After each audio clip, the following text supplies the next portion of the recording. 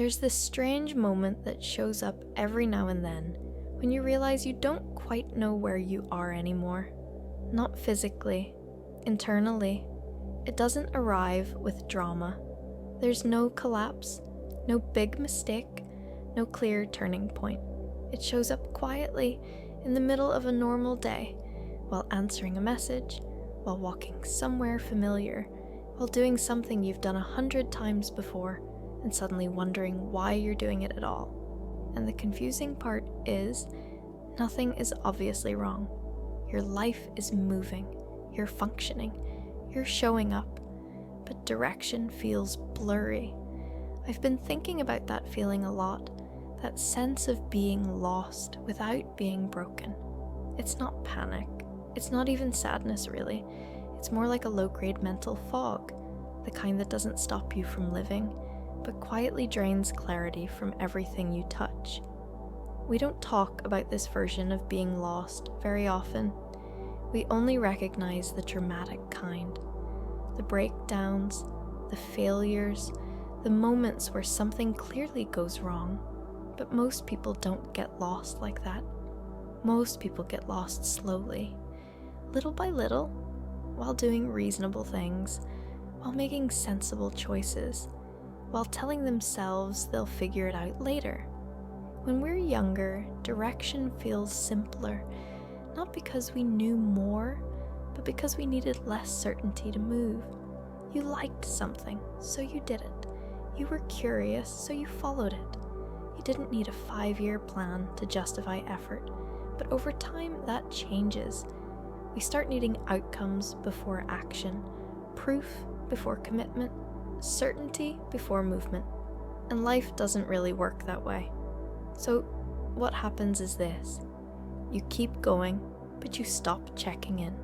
You stay busy, but you stop orienting yourself. You accumulate motion without direction. And eventually, you look up and realize, I don't know how I ended up here. That's the moment we label ourselves as lost, but that's not entirely accurate.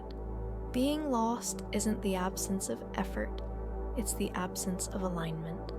It's what happens when growth outpaces clarity, when you change faster than your definitions do. The middle is where this shows up the most. Not the beginning. Beginnings are forgiving. Everything feels possible there, and not the end. The end at least explains itself. The middle is long. The middle is repetitive. The middle is quiet. It's where motivation fades, but answers haven't arrived yet. It's where the excitement wears off and all that's left is routine. And in that space, doubt starts to sound reasonable. Maybe this isn't it. Maybe I missed something. Maybe I should be further along by now. Maybe everyone else knows something I don't.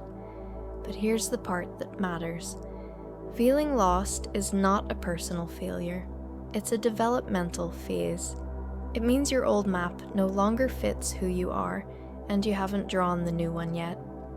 We tend to build plans for the version of ourselves that feels confident, clear-headed, motivated, but most days we're not that version.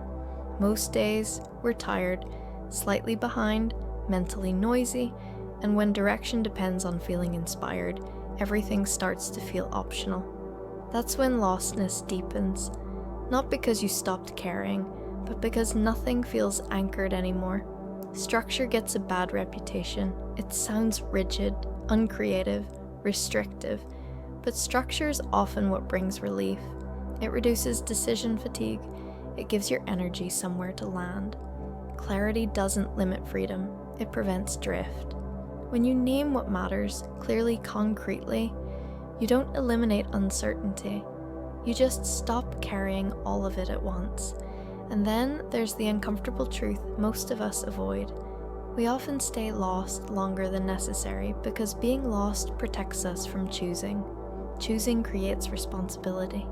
Direction creates exposure. And clarity forces action. So we hover, we delay, we wait for certainty to arrive on its own. But clarity usually follows movement, not the other way around. The goal isn't to never feel lost. That's unrealistic.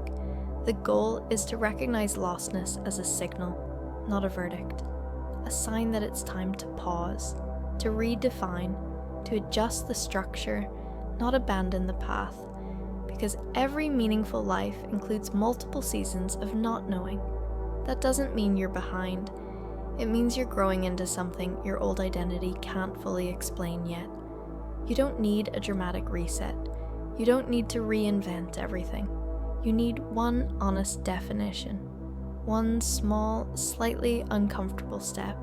One decision that reduces ambiguity. That's how people find their way again.